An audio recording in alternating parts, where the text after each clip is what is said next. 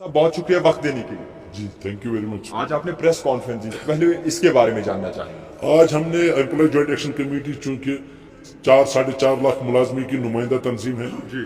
जो democratically elected body है, तो हमारा फर्ज बनता था सरकार बनने के बाद हम उनको उन तक मुलाजमीन के जज्बात पहुंचाए। तो आज हमने सबसे पहले आज की सरकार को मुबारकबाद दी है, उमर अब्दुल्ला साहब को मुबारकबाद दी है कि वो मुलाजमीन जो है वो खुश है कि एक अवामी हुकूमत वजूद में आई है, और इस बात का उनको पूरा यकीन है कि जो वादे मैनिफेस्टो में किए गए थे मुलाजमीन के मसाइल के हवाले से वो इंशाल्लाह ताला पूरे होंगे। तो सबसे पहले आज हम ईजेक के प्लेटफॉर्म की तरफ से, एम्प्लॉय जॉइंट एक्शन कमेटी की तरफ से, तमाम मुलाजमीन की तरफ से उमर अब्दुल्ला साहब को, उनके जो कैबिनेट के रुफका है, उन सब को हम मुबारकबाद देते हैं कुर्सी संभालने के लिए। और साथ ही साथ हम ये चाहते हैं कि जो मुलाजमीन के मसाइल हैं जो पिछले 4-5 सालों से काफ़ी ज़्यादा बड़े हैं, उमर साहब की जो पहली हुकूमत थी उस वक्त बहुत सारी राहतें उमर साहब ने मुलाजमीन को दी है। तो हमें उम्मीद है कि इस बार भी वो ऐसा ही करेंगे, जो जिसमें हमारे 61,000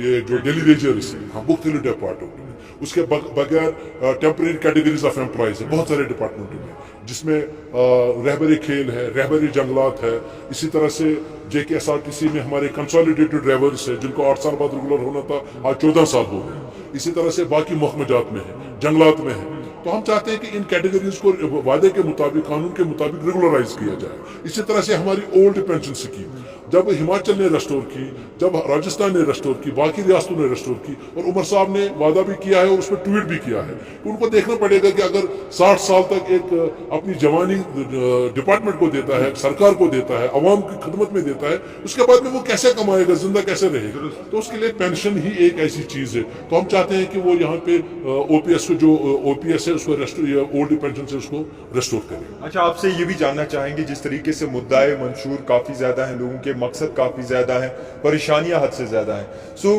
क्या कहेंगे कैजुअल लेबरर्स की जब बात आती तो 61,000 फैमिलीज की बात आती है। कुछ गांधरबल सिंध डिवीजन से ऐसे हैं फॉरेस्ट में जो काम करते थे, जिन्होंने अपनी जिंदगी वक्फ कर दी, अभी उन्हें साइड लाइन कर दिया है, तो वो भी एक मुद्दा है। तो कैसे देखें? देखिए, वो जो मुद्दा है मैंने उस पर काम भी किया है, आपने बिल्कुल सही कहा। उस वक्त एक पॉलिटिकल इन्फ्लुएंस में 200 कुछ लोगों को रिटेन किया गया, बाकियों को डिसएंगेज में नहीं किया, उनकी तनख्वाह एकदम से बंद की गई, उनको दफ्तर नहीं आने दिया गया। मुझे पता है, मैंने उस पर काम भी किया था, मैं चीफ सेक्रेटरी साहब से भी मिला था, उनको भी कहा था, बाकी सेक्रेटरी से भी मैंने कहा था। अब चूंकि सरकार आई है, हमें उम्मीद है उनकी फाइल को भी हम कोशिश करेंगे कि सरकार एक बार फिर उसको री-एग्जामिन करे और उनका जो रोजगार छीना गया है उसको वो वापस दे। साथ ही साथ जो आपने देखे, मैंने अभी प्रेस कॉन्फ्रेंस में भी यही कहा, मैं आपके माध्यम से भी ये कहना चाहता हूँ कि सरकार एक बार में एक वेज पॉलिसी और एक रेगुलराइजेशन पॉलिसी उसको अडॉप्ट करे स्ट्रिक्टली, कि एक बंदा अगर आप टेम्पररी लगा रहे हो, इसको पता होना चाहिए कि मुझे, देखिए मैं मिसाल देता हूँ, RTC में हमने ड्राइवर्स लगाए, उनको हमने उसी वक्त का थ्रू प्रॉपर चैनल कि भाई हम आपको 8 साल के बाद रेगुलराइज करें। 14 साल हो गए, क्यों नहीं हो रहे, क्या वजह? या तो उनको हम नहीं करना था, इससे पहले हमने 2 ग्रुप किए। इसी तरह से अगर आपने म्युनिसिपैलिटी में, फॉरेस्ट में, R&B में किसी जगह किसी बंदे को टेम्पररी बेसिस पे लगाया, उसको पता होना चाहिए कि मेरा टेम्पररी पीरियड जो है वो 6 साल है, 7 साल है, 8 साल है, 10 साल है, उसके बाद में मुझे रेगुलर होना है। लेकिन ऐसा है नहीं, जिसकी मर्जी जो जैसे कर रहा है। इसी तरह से वेज पॉलिसी, अगर सरकार की बाकी रियासतों में, बाकी यूटीज में 600 रुपये मिनिमम वेजेस है, यहाँ 300 क्यों? दुरुस्त है।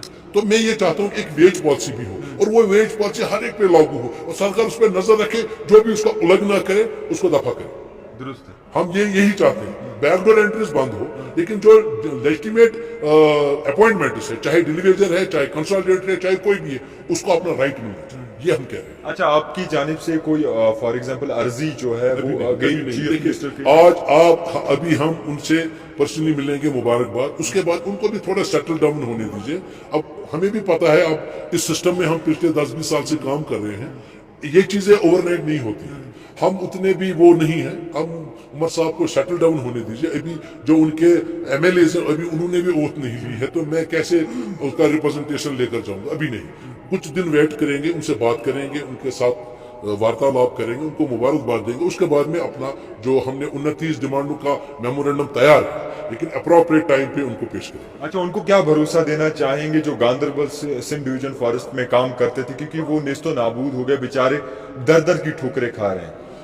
देखिए उसमें कुछ ब्यूरोक्रेसी का भी हाथ है, मुझे उस चीज़ का पता है। मैं उनको ये आश्वासन देना चाहूँगा कि जिस तरह मैं बाकी लोगों को रिप्रेजेंट करता हूँ, मैं उनकी एस्पिरेशंस को भी रिप्रेजेंट करूँगा और सरकार तक ये बात ज़रूर लाऊंगा। देखिए फैसला तो सरकार ने करना है, हमारा काम है मुलाजमिन की एस्पिरेशंस, उनके डिज़ायर्स, उनके डिमांड्स, लेजिटिमेट इशूज़ को सरकार तक लाए।